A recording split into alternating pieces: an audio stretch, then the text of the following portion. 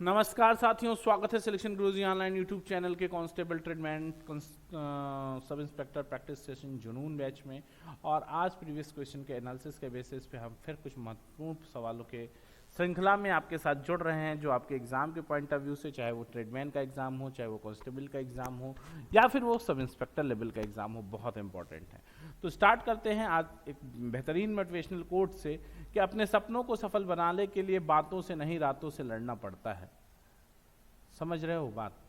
जो अधेरों से लड़ते हैं ना, उन्हें ही सुबह का सूरज देखने को मिलता है।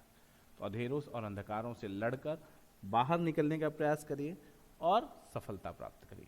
पहला क्वेश्चन ध्यान दीजिएगा, एक कलम जितने रुपए में खरीदी जाती है उतने ही प्रतिशत लाभ लेकर 24 रुपए में बेच दी जाती है, तो कलम का क्रय मूल्य क्या है?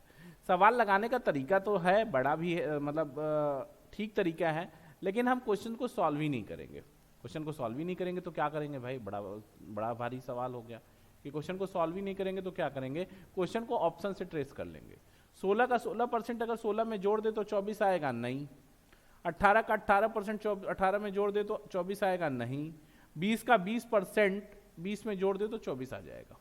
20 प्लस 20 का 20%, देखो 20 और 20 का 20% 4 बराबर 24। यही विक्रय मूल्य निर्धारित है, यही 20 आपका आंसर है। क्लियर है बात? ऑप्शन से 5 सेकंड में ट्रेस किया। सॉल्व करोगे तो लंबा टाइम किल करोगे, तो टाइम किल नहीं करना है, टाइम बचाना है, राइट ना? आगे बढ़ते हैं। वह अनुपात जिसमें 77 का अंतर हो और 2/13 माप हो तो ज्ञात, तो क्या है? अनुपात देखो क्या कह रहे हैं कि 2/13 है, ठीक है ना? 2/13 का क्या मतलब है? 2/13 का मतलब है कि 2 संबंधे 13, यानी अंतर कितना है? 11 का, और 11 बराबर है 77 के। तो 1 बराबर कितने के है? 7 के।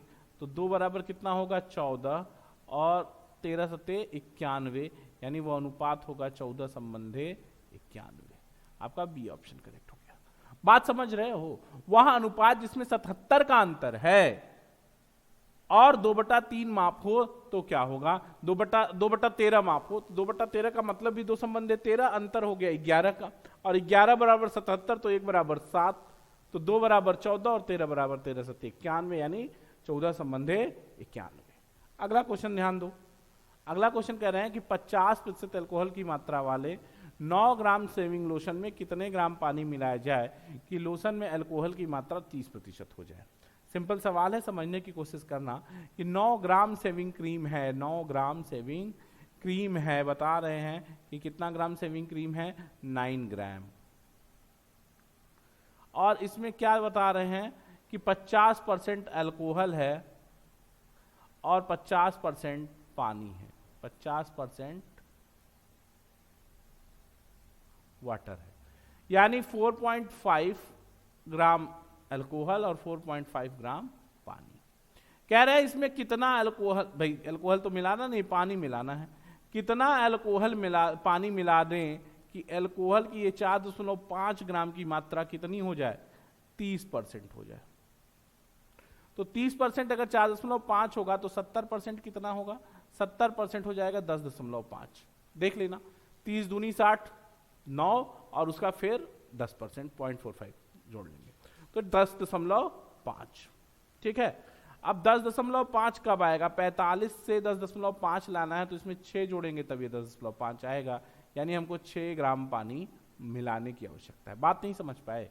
9 ग्राम शेविंग क्रीम है, 50% अल्कोहल, 50% पानी, 4.5 ग्राम, 4.5 ग्राम अल्कोहल, 4.5 ग्राम पानी। अल्कोहल मिलाना नहीं है, लेकिन अल्कोहल की मात्रा को 30% तक ला देना है, यानी पानी मिलाना है, यानी पानी की मात्रा को 70% कर देना है। अगर 30% बराबर 4.5 है तो 70% बराबर 10.5। कोई तकलीफ है ना भाई? 30% अगर 4.5 है तो 70% 10.5, और हमारे पास पानी है 4.5, तो यानी 6 और मिलाएंगे, 6 ग्राम पानी, तब ये 10.5 पे पहुंच पाएंगे, यानी हमको ये पूरा कंडीशन फुलफिल करने के लिए 6 ग्राम पानी मिलाना पड़ेगा। अगला सवाल, एक खुदरा व्यापारी 15% की छूट पर एक सिलाई मशीन खरीदता है और उसे 1995 रुपए में बेच देता है। इस प्रकार वह 15% लाभ कमाता है। छूट ज्ञात कीजिए। सवाल समझने की कोशिश करो। कह क्या रहे हैं, मान लिया जो वस्तु थी, वस्तु का अंकित मूल्य जो था वो 100 था। कितने में खरीदा गया भाई? ठीक है, सीपी इसका पड़ा, छूट के साथ खरीदा तो 85, और फिर 15% के लाभ पर 15% का यहां से प्रॉफिट ले रहा है, और ये प्रॉफिट लेके कितने में बेच रहा है? ये प्रॉफिट लेके 1955 में बेच रहा है। बात समझने की कोशिश करना दोस्त। तो क्या हो गया, 85 का 115/100% बराबर हो गया 1955। 1955 हो गया। इसको जब आप सॉल्व करेंगे तो 100% बराबर आपको मिलेगा 1955 गुणित 100 के बटा 115 गुणित 85। ठीक है, काट लेंगे इसको तो ये 100% बराबर आपको सॉल्व कर लीजिएगा, ये आपको 2000 मिल जाएगा। कितना मिल जाएगा? 2000। और 2000 छूट क्या है? छूट है आपको 15%। तो 2000 का 15% बराबर हो जाएगा 300। यानी आपको कितनी छूट मिली? 300 रुपए की। क्लियर है मेरी बात? काटने में दिक्कत है? 5 से काट लो, 17 25 85, 5 चौका 20, ठीक, 5 चौके 5 तिहाई 15, 5 तिहाई 15, 4 19, 5 9 45, 391। फिर 5 से काट लो, 5 20 हम 100, 5 23 हम 23, ठीक। 17 से काटोगे, 17 दूनी 34, 5 और 17 तिहाई 51, 23 23 से खत्म हो गया, ठीक। ये 20 बचा और यहाँ गुणित 100 भी होगा, सॉरी यहाँ गुणित 100 होगा, ये 2000 आ जाएगा। क्लियर? अगला क्वेश्चन ध्यान देना। कह रहे हैं कि एक बाजार सर्वेक्षण में 20% लोगों ने उत्पाद ए चुना, जबकि 60% लोगों ने उत्पाद बी चुना, बाकी निश्चित नहीं थे। यदि जिन्होंने उत्पाद बी चुना और जो अनिश्चित थे में अंतर 720 लोगों का हो तो सर्वेक्षण में कुल कितने लोग थे? तो सिंपल सवाल समझने की कोशिश करना। क्या बता रहे हैं आपको कि प्रोडक्ट ए, ये प्रोडक्ट ए है, ये प्रोडक्ट बी है, और नन, किसी ने कोई चॉइस नहीं की। 20% लोगों ने ए चॉइस किया, 60% लोगों ने बी चॉइस किया, और नन का मतलब 20% लोगों ने कुछ भी नहीं किया, 20%। ठीक। कह रहे हैं कि यदि जिन्होंने उत्पाद बी चुना और जो निश्चित नहीं थे, जो सर्टेन नहीं थे, उनका अंतर यानी 40% बराबर 720 है, तो पूछ रहे हैं सर्वेक्षण में कुल 100% कितना होगा? 100% हो जाएगा 72, 720 बटा 40 गुणित 100। सॉल्व कर लेंगे, 0 18 चौक 72 बराबर हो गया 1800। कोई तकलीफ नहीं ना, कर लोगे 1800, कोई दिक्कत? यहां तक। अगला सवाल आपका ऑप्शन सी सही हो जाएगा। यहां से अगला क्वेश्चन कह रहे हैं, ध्यान दीजिएगा, कि यदि 2 वर्ष में 64 रुपए के 93.2 रुपए हो जाते हैं, नहीं सॉरी, यदि 2 वर्ष में 64 रुपए के 83.2 रुपए हो जाते हैं तो 4 वर्ष में उसी दर से प्रति वर्ष पर 86 रुपया कितना हो जाएगा? ध्यान से समझने की कोशिश करो, बहुत सिंपल, थोड़ा कैलकुलेटिव क्वेश्चन है और कुछ है नहीं, कैलकुलेशन ही है। आज का पूरा सेशन मुझे कैलकुलेटिव ही लग रहा है। तो देखते हैं, 64 रुपया अगर दोस्त 2 साल में 83 रुपया हो जाता है तो कितना हो गया? 19.2 रुपए का ब्याज हो गया। यही ब्याज हुआ ना, यानी 64 रुपए का 1 साल का ब्याज कितना हो गया? 64 रुपए का 1 साल का ब्याज होगा 2 9 18 और 2 6 12, 9.6, 9.6। 86 रुपए का 1 साल का ब्याज क्या हो जाएगा? देखो, 64 रुपए का अगर 9.6 है तो 86 रुपए का 1 साल का ब्याज कितना होगा? 86 रुपया 1 साल में देगा 9 बटा 6 बटा 64 बटा 64 गुणित 86 बटा 64 गुणित 86। ठीक, इसको सॉल्व कर लेंगे, जब इसको सॉल्व करेंगे आप, ठीक, तो इसको सॉल्व करते हैं जब आप, तो आपको मिल जाएगा ये 12.9, 12.9। चार, ये 1 साल का मामला है, तो 4 साल का मामला क्या हो जाएगा दोस्त, 12.9 गुणित 4, 9 चौके 4 9 36 की 6 हासिल 3, अब 12 चौके 48, 3 51.6।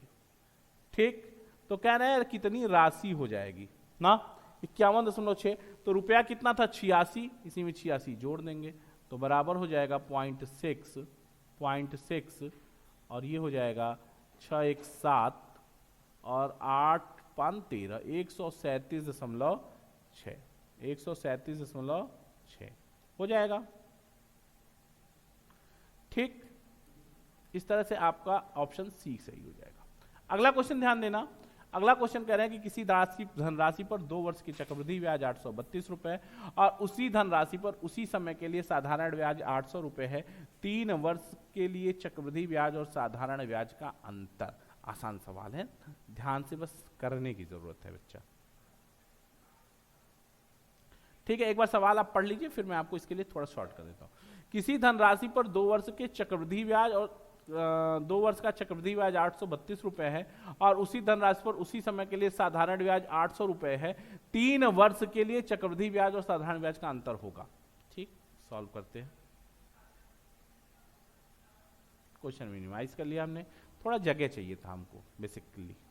मान लिया कोई राशि P है, मूलधन P है, अगर 2 साल में इसका साधारण ब्याज 800 रुपया है दोस्त, तो P का 1 साल का साधारण ब्याज कितना होगा, 400। ये SI की बात कर रहा हूं मैं, सिंपल इंटरेस्ट, ये 1 साल का हो गया। ठीक है, कह रहे हैं कि इसी राशि P जब ये दूसरे साल आएगी तो दूसरे साल क्या होगा, सेकेंड ईयर में क्या कहानी होगी, P 400 ब्याज पाएगा। देखो ध्यान दो, समझो, फिर से बता देता हूं, थोड़ा सा इसमें गड़बड़ी हो गई। तो 1 साल का ब्याज 400 हो गया, चलिए कोई नहीं। अब देखो, अब साधारण ब्याज कैलकुलेट करना शुरू करो। देखो कोई राशि P फर्स्ट ईयर में, फर्स्ट कितना ब्याज दिया, 400। दूसरे साल मूलधन के साथ ही 400 जुड़ जाएगा सेकेंड ईयर में, तो क्या ब्याज होगा, P 400 ब्याज देगा और प्लस ये 400 कितना ब्याज दिया है, 32। ये दूसरे साल हो गया। तीसरे साल क्या होगा, थर्ड ईयर में, थर्ड ईयर में कहानी होगी P plus 400 plus 400 plus 400 plus 400 plus, भाई ये P प्लस 400 प्लस 400 और प्लस 32। अब ध्यान देना, ये हो गया 400 P का प्लस 32 प्लस 32 और प्लस 32 अट्ठा 252, 2.52। यानी जब आप अब पूरा जोड़ देंगे, अब अगर डिफरेंस आप निकाल रहे हैं तो ये जो 400 है, ये 400 और ये 400, ये साधारण ब्याज है।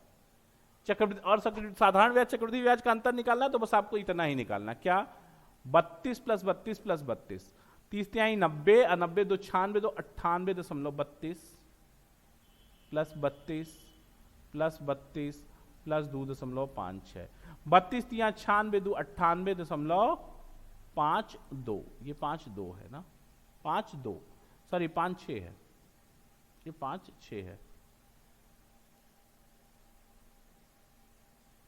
5-6 हो जाएगा। क्लियर है मामला, बात समझने की कोशिश करो, फिर से बता देता हूं। अगर 2 साल का साधारण ब्याज 4 साल है तो 800 है, 2 वर्ष का साधारण ब्याज 800 है, तो 1 साल का साधारण ब्याज 400। और कोई राशि P अगर पहले साल 400 रुपए ब्याज देती है, तो दूसरे साल अगर चक्रवृद्धि ब्याज निकालना है तो P प्लस 400 पे निकलेगा। और बता रहा है कि 2 साल का कितना था, 832 बता रहे हैं आपको, तो P का 400 और 400 का 32। फिर तीसरे साल जब आएंगे तो P प्लस 400 प्लस 400 प्लस 32, तो ब्याज क्या हो जाएगा, 400 प्लस 32 प्लस 32 प्लस 2.56, सब जोड़ देंगे तो 98.52। आगे बढ़ते हैं, अगला क्वेश्चन ध्यान दीजिएगा। कह रहे हैं कि रामू 9.5 रुपए प्रति किग्रा की दर से 30 किग्रा चावल खरीदा और 10.5 रुपए प्रति किग्रा की दर से 20 किग्रा चावल खरीदा। उसने दोनों को मिलाकर 20% लाभ पर बेच दिया, रामू का प्रति किलोग्राम विक्रय मूल्य आसन्न मान क्या होगा। आपको ये क्वेश्चन मैं होमवर्क छोड़ रहा हूं, आप होमवर्क करके इस क्वेश्चन का आंसर अप्रॉक्सीमेट निकालना है, ख्याल करना, और आपको हमारे कमेंट सेक्शन में रिप्लाई करना। आगे बढ़ते हैं, अगला क्वेश्चन ध्यान दीजिएगा। कह रहे हैं कि एक आदमी स्थिर जल में 4 किमी प्रति घंटा की गति से नाव चला सकता है, यदि धारा की गति 2 किमी प्रति घंटा है तो आने और जाने में कुल कितना समय लगेगा। ध्यान देना, 4 किमी जाना है, अगर धारा के साथ जाएगा तो 4 बटा उसकी चाल हो जाएगी 6। समय पूछना है, समय बराबर क्या होता है, समय बराबर दूरी बटा चाल।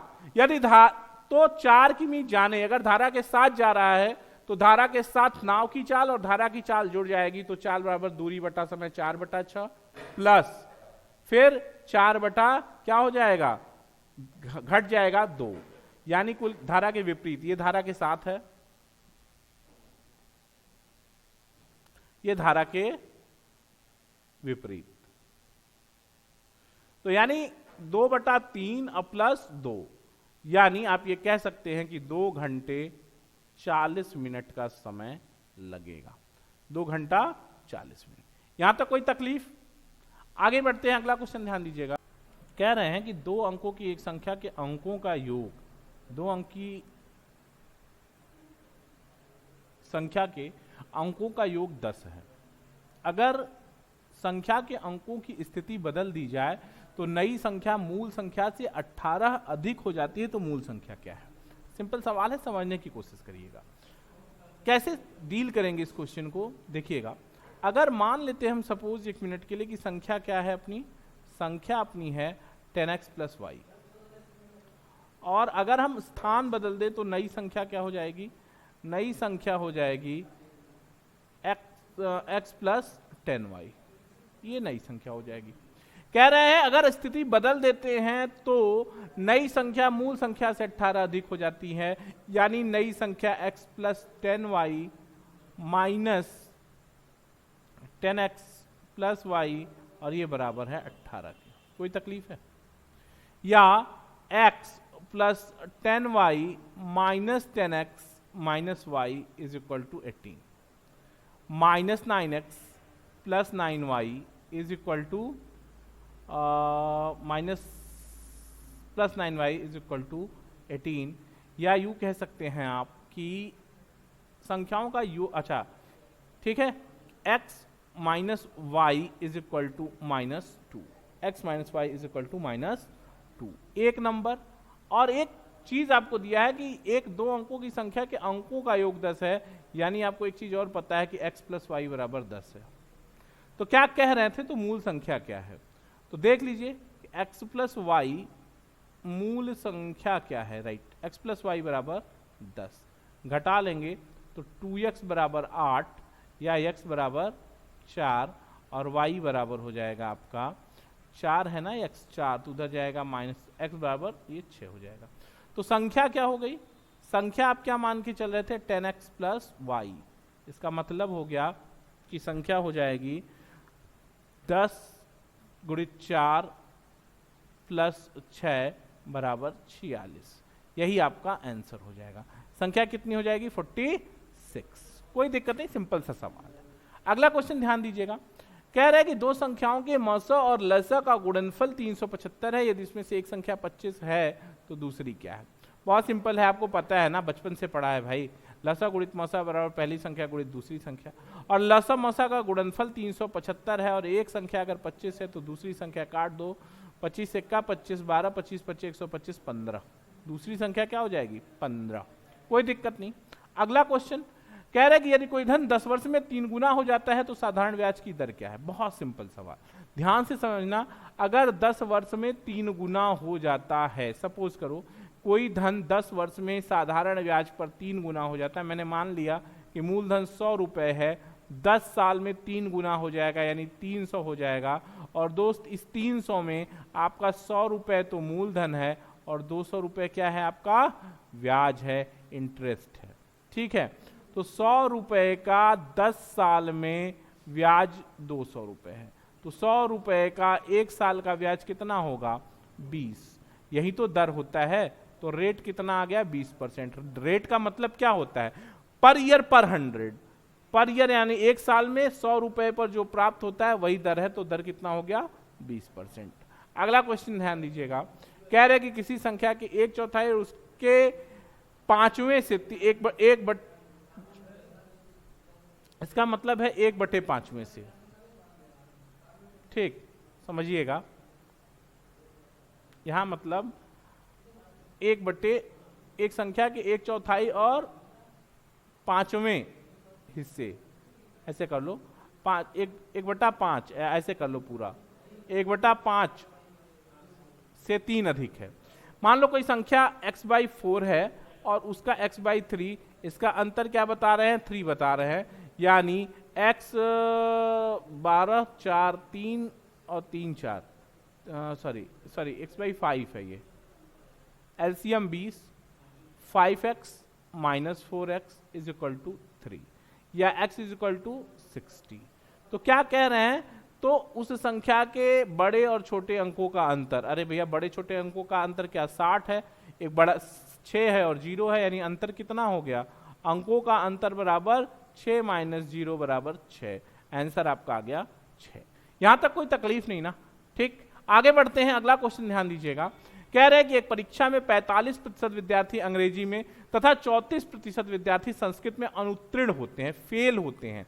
यदि दोनों विषयों में 25% विद्यार्थी अनुत्तीर्ण हों तथा 828 विद्यार्थी दोनों विषयों में उत्तीर्ण हुए हों, तो कुल कितने परीक्षार्थी या कितने विद्यार्थियों ने परीक्षा दी थी। ध्यान दीजिएगा, सिंपल सवाल है। कह रहे हैं कि एक परीक्षा में इंग्लिश में कितने हो गए आपके 45%, संस्कृत में कितने हो गए 34%, जोड़, और कह रहे हैं कि यदि दोनों विषयों में यानी इंग्लिश और संस्कृत दोनों में मिला के कितने पास 25% फेल है। तो ध्यान देना, 45 और 54 मिलके कितना हो जाएगा 9 और 5 4 9 4 3 7 79 और ये हो गया 25। यानी हम ये बात कर सकते हैं कि टोटल फेल कितने हो गए 4 और 5 54% फेल हो गए। तो पास कितने हैं बच्चा, तो पास हो गए आपके 6 इधर 60 46%, 46% इज इक्वल टू 828। तो टोटल विद्यार्थी 100% ना, 100% कितने होंगे ध्यान देना, तो 100% बराबर हो जाएगा 828 बटा 46 गुणित 100। 2 से काट लो, इसको काटोगे तो 23 बार कटेगा और 414, ठीक ना, 414 और 23 से 414 को काटोगे तो ये 18 बार कटेगा, यानी कुल कितने 1800 विद्यार्थी परीक्षा में प्रतिभाग किए थे, ठीक है। कितने विद्यार्थी 1800, कैलकुलेशन है थोड़ा सा आप कर लेंगे, ठीक है। अगला क्वेश्चन ध्यान दीजिएगा, कह रहे हैं कि 110 मीटर लंबी एक ट्रेन विपरीत दिशा से 6 किमी प्रति घंटा की से दौड़कर आते हुए एक व्यक्ति के पास से 6 सेकंड में गुजर जाती है, तो ट्रेन की गति क्या है। बहुत सिंपल सवाल है यार, चाल बराबर क्या होता है दूरी बटा समय, चाल बराबर दूरी बटा समय, बस सिंपल सवाल है। तो आप देखो पहले कि आदमी की जो चाल है वो कितनी है 6 किमी प्रति घंटा, इसको मीटर प्रति सेकंड में बदलेंगे कैसे 18/5, यही ना 5 5/18, 5/18 यानी 5/3 मीटर प्रति सेकंड। अब आप देखो चाल बराबर दूरी बटा समय और विपरीत दिशा में जा रही है, तो हमने मान लिया आदमी की चाल तो 5/3 और प्लस ट्रेन की चाल s बराबर दूरी बटा समय 110/6। 3 से गुणा कर दें या 6 से ही गुणा कर दें तो 10 प्लस 6s बराबर 110। 110 या यूं कह सकते हैं कि s बराबर 50 बटा कितना 3 मीटर प्रति सेकंड, किलोमीटर प्रति घंटा बदलना है, 18/5 कर लिया, 3 छाक 18, 5 10 50, ये कितना हो गया 60 kmph, 60 किलोमीटर प्रति घंटा। ये आपका बी ऑप्शन करेक्ट हो गया। सिलेक्शन गुरुजी के प्रैक्टिस सेशन बैच जुनून बैच में आज इतना ही। कल फिर मुलाकात होगी आपसे कुछ और बेहतरीन शानदार सवालों के साथ। देखते रहिए सिलेक्शन गुरुजी ऑनलाइन। जय हिंद, जय भारत।